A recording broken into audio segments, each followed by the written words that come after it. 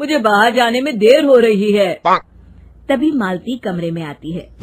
ये रहे आपकी जूते। मैं इन्हें साफ करने के लिए ले गई थी। अरे वाह, तुम कितनी समझदार हो। मेरे बिना कुछ कहे ही सारे काम कर देती हो। तभी मालती झिझकते हुए रमेश से कहती है, सुनिए जी, आपसे एक बात कहूँ, बुरा तो नहीं मानेंगे ना? अरे नहीं नहीं, बेफिक्र होकर कहो। शादी से पहले मैं अपने मायके में नौकरी करती थी। मैं चाहती हूँ कि अब मैं फिर से नौकरी करना शुरू कर दूं। वैसे भी सारा दिन घर में बोर हो जाती हूँ। देखो मालती, तुम्हारे नौकरी करने से मुझे कोई ऐतराज नहीं है, लेकिन तुम्हें एक बात बता दूं, हमारे खानदान में आज तक कभी किसी औरत ने नौकरी नहीं की। फिर भी एक बार तुम माँ से पूछ कर देखो, अगर वो तुम्हें नौकरी करने की इजाजत दे देती है तो अच्छी बात है। रमेश वहाँ से चला जाता है। फिर उसी शाम मालती अपनी सास के पैर दबा रही होती है। तभी उसकी सास मालती से कहती है, अरे क्या बात है बहू, आज तो ठीक तरह से मेरे पैर नहीं दबा रही। किसी ख्याल में खोई पड़ी है क्या? मैं भी तो जानूं आखिर बात क्या है। दरअसल वो माँ जी। अरे हाँ हाँ बोलो, इतना सोच क्यों रही हो? माँ जी, अगर आप बुरा न माने तो मैं नौकरी करना चाहती हूँ। घर के काम करने के बाद मेरे पास काफी वक्त बच जाता है। मालती की ये बात सुनकर उसकी सास गुस्से में कहती है, अरे बहू, तेरी तबीयत तो ठीक है ना? आज ये कैसी बहकी बातें कर रही है? भला हमारे खानदान में आज तक कभी किसी औरत ने नौकरी की है जो तू नौकरी करने की बात कर रही है, हैं? अरे बहू, तू क्या रिश्तेदारी में हमारी नाक कटाना चाहती है? जितना जल्दी हो सके अपने दिमाग से नौकरी का भूत उतार दे, और अब जा, जल्दी से रसोई में जा, खाना बनाने का वक्त हो रहा है। मालती मन मार कर खाना पकाने के लिए रसोई घर में चली जाती है। अगले दिन, नमस्ते माँ जी, कैसी हैं आप? अरे आओ आओ दिवाकर बेटा, बैठो, मैं तुम्हारे लिए चाय मंगाती हूँ। बहू, जरा एक कप चाय तो लेती आना। फिर दिवाकर एक फाइल खोलकर मालती की सास के सामने रख देता है।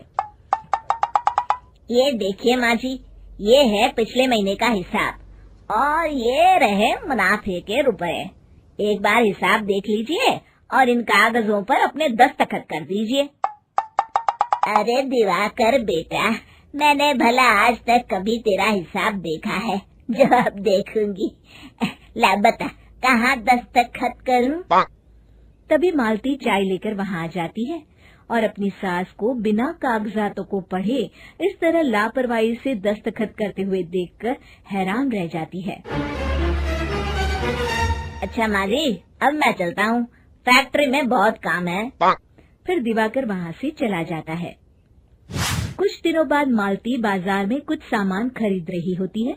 तभी एक बूढ़ा आदमी उसे आवाज देता है, अरे मालती बेटी, कैसी हो? मुझे पहचाना? मैं तुम्हारी कंपनी में मुनीम का काम करता हूँ। हाँ चाचा जी, मैं आपको बिल्कुल पहचानती हूँ। कहिए, कैसे हैं आप? मैं तो ठीक हूँ।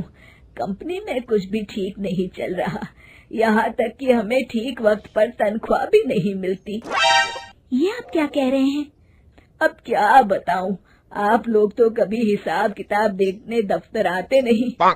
मेरी मानो तो एक बार आप लोग दफ्तर आकर सारा हिसाब किताब देख लो, आपको असलियत पता चल जाएगी। अच्छा बेटी, अब मैं चलता हूँ, देर हो रही है। फिर वो बूढ़ा वहाँ से चला जाता है। वहीं दूसरी तरफ मालती घर पहुंचकर अपनी सास को सारी बात बताती है। तभी वहाँ रमेश भी आ जाता है, लेकिन मालती की सास मालती की किसी भी बात पर विश्वास नहीं करती। तभी रमेश कहता है, अरे माँ, बिना आग के कभी धुआं नहीं उठता। जब मालती इतना कह रही है तो हमें एक बार दफ्तर चलकर देख लेना चाहिए। वैसे भी हम लोग काफी दिन से अपने दफ्तर नहीं गए हैं। इस तरह किसी एक आदमी के भरोसे काम छोड़ना मुझे भी ठीक नहीं लगता। अगले दिन वे सभी अपने दफ्तर पहुंचते हैं और सीधे दिवाकर के कैबिन में जाते हैं। अचानक सबको एक साथ देखकर दिवाकर चौंक जाता है। अरे माँ जी, आप सब लोग अचानक यहाँ कैसे आ गए? अगर कुछ काम था तो मुझे एक फोन कर दिया होता, मैं आपके घर आ जाता। तभी मालती की सास कहती है, अरे दिवाकर बेटा, आज मैं हिसाब देखने दफ्तर आई हूँ, जरा मुझे पिछले 6 महीनों का हिसाब दिखाना तो बेटा। दिवाकर घबराते हुए हिसाब की फाइल मालती की सास को देता है। मालती की सास फाइल लेकर मालती को देती है और कहती है, ले बहू, देख ले हिसाब। मालती फाइल को बड़े गौर से देखती है और अगले ही पल उसे सारी गड़बड़ी समझ में आ जाती है। वो अपनी सास से कहती है, माँ जी, मुनीम चाचा बिल्कुल सही कह रहे थे। हमारी कंपनी में पिछले 6 महीनों में जितना मुनाफा हुआ है, हमें उसका आधा पैसा भी नहीं मिला। यूँ समझ लीजिए कि 1 रुपये में सिर्फ चवन्नी ही हमारे हाथों में आई है। मालती की बातें सुनकर मालती की सास गुस्से से दिवाकर को पूछती है, क्यों दिवाकर, मेरी बहू जो कह रही है वो सच है? दिवाकर समझ जाता है आज उसका भांडा फूट चुका है। वो गिड़गिड़ाते हुए कहता है, मुझे माफ कर दीजिए माँ जी, मैं पैसों के लालच में अंधा हो गया था। अरे वाह दिवाकर, तू तो 1 नंबर का चोर निकला। इतने दिनों से मैं तुझ पर आंख बंद करके भरोसा करती रही और तू मुझे ही चुना लगाता रहा। अभी के अभी निकल यहाँ से और दोबारा अपनी शक्ल मत दिखाना। दिवाकर वहाँ से भाग जाता है। मालती की सास मालती को शाबाशी देते हुए कहती है, बहू, आज मैं समझ गई कि पढ़ाई लिखाई हमारी जिंदगी में कितनी जरूरी है। मैं बहुत किस्मत वाली हूँ जो मुझे तुझ जैसी बहू मिली है।